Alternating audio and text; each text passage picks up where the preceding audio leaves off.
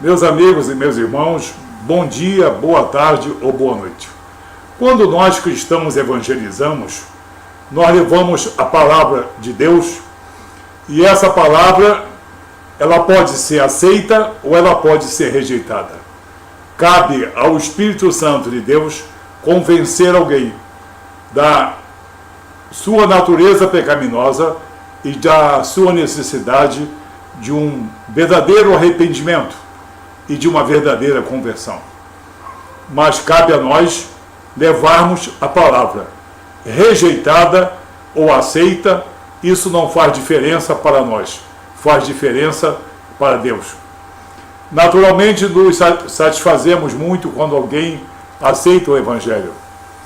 Agora, a palavra de Deus tem sido muito rejeitada em todo o mundo, principalmente no nosso país. Você leva a palavra de Deus, um evangelho pleno, um evangelho de salvação, de graça redentora, de aperfeiçoamento e de libertação espiritual. Algumas pessoas aceitam, mas a maioria rejeita. E dentre esses que estão rejeitando a palavra de Deus, estão aqueles cheios de sofismas e também retóricas, tentando justificar a sua negativa. Uma das principais, e que eu já, no caso, enfrentei várias vezes no processo de evangelismo, é alguém dizer sistematicamente: eu só creio no que Jesus disse, eu só creio no que está disposto nos evangelhos. As pessoas que dizem isso, elas estão, na verdade, querendo que você entenda que os ensinamentos de Jesus e a sua obra redentora estão restritos aos 4 evangelhos. Não, essas pessoas querem fugir das cartas e das epístolas. Essas pessoas querem frequentemente desvalorizar tudo aquilo que está disposto nas cartas e nas epístolas de Paulo, de Pedro, Tiago, João, porque nessas epístolas, nessas cartas, o Evangelho está esmiuçado, a obra redentora de Jesus está muito bem explícita e foi passada para os seus apóstolos, foi passada para os autores dessas epístolas, pessoalmente por Jesus. E nessas cartas e epístolas vai aparecer o que muita gente repudia: anulação dos pecados, vai aparecer a redenção, vai aparecer a justificação do homem pela obra redentora de Jesus, vai aparecer a atuação soberana do Espírito Santo, vai aparecer Jesus como soberano e Senhor, não apenas como mestre, vai aparecer a reconciliação com Deus. Vai aparecer também o sangue remidor de Jesus, e nas cartas e epístolas você vai encontrar o Cordeiro de Deus que foi imolado para a nossa salvação. É por esse motivo que muitas pessoas que sistematicamente rejeitam a obra redentora de Jesus querem dizer que acreditam nos evangelhos, mas não acreditam nas cartas e nas epístolas. Engano, ledo engano, porque eles são incomodados pelas cartas e pelas epístolas, e nós precisamos ficar atentos a isso. Dizem eles que as cartas e as epístolas não têm autoridade, são a manifestação de opinião pessoal, apenas de viés de observador, ou de Paulo, ou de João, ou de Pedro. E você tem que estar pronto para desmentir isso. As cartas e as epístolas, juntamente com os 4 evangelhos, formam um bloco doutrinário, teológico, da sã doutrina, da obra redentora de Deus em Cristo Jesus. E são as cartas e as epístolas que mais esmiuçam, que melhor explicam a obra redentora de nosso Deus e Salvador, Jesus Cristo. Como prova disso, eu vou dar 2 ou 3 passagens só. A primeira passagem que nós que fazemos evangelismo devemos ficar atento, quando nos vierem com essa conversa de que só vale os evangelhos, só vale o que Jesus diz, nós temos aqui, nas palavras do próprio Jesus, a credibilidade das cartas e das epístolas. No Evangelho de Mateus, no capítulo 10, no versículo 27 especificamente, o que Jesus diz aos seus discípulos? O que Jesus diz em secreto aos seus apóstolos? O que eu vos digo às escuras, dizei-o à plena luz, e o que se vos diz ao ouvido, proclamai-o nos eirados. Ou seja, o que eu vos ensino aqui, particularmente, nessa meia luz, vocês vão anunciar futuramente à luz do dia, para que todos ouçam e para que todos vejam e para que muitos creiam. E também, tudo que vos é murmurado ao ouvido, por mim, proclamai-o nos eirados, ou seja, até no telhado das casas vocês devem subir para proclamar, porque é a minha verdade para o mundo, é a minha verdade que eu deixo com vocês. Jesus estava falando em secreto com os seus apóstolos, com os seus discípulos. Ele não estava falando às multidões, ele não estava falando para que todos entendessem, porque muitos perverteriam essa verdade. E isso foi confinado sabiamente por Jesus aos seus discípulos, aos seus apóstolos, justamente aos autores das cartas e das epístolas.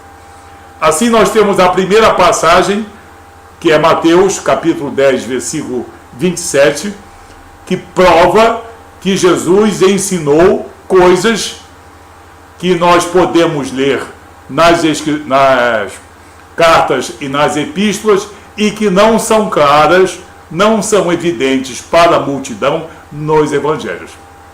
O segundo exemplo está no mesmo evangelho de Mateus, no capítulo 13, quando Jesus fala da parábola do semeador. Mateus capítulo 13, a partir do versículo 10. Outra vez, Jesus está falando de maneira restrita, específica aos seus discípulos. Vamos ver qual é o diálogo de Jesus com os seus discípulos. Então se aproximaram os discípulos e lhe perguntaram: por que lhes falas por parábolas? Por que tu falas ao público, à multidão, por intermédio de parábolas? Ao que Jesus respondeu: porque a vós quem? Vós, meus discípulos, vós que sois meus apóstolos. A vós, outros, é dado conhecer os mistérios do reino dos céus, mas aqueles, ou seja, a multidão, não lhes é isso concedido. Não lhes é isso concedido, mas é concedido especificamente a vocês. Ele está falando dos autores das cartas e das epístolas. Pois ao que tem se lhe dará, e terá em abundância, mas ao que não tem, até mesmo o que tem lhe será tirado. Jesus está falando aí do discernimento bom e da fé na obra redentora de Jesus.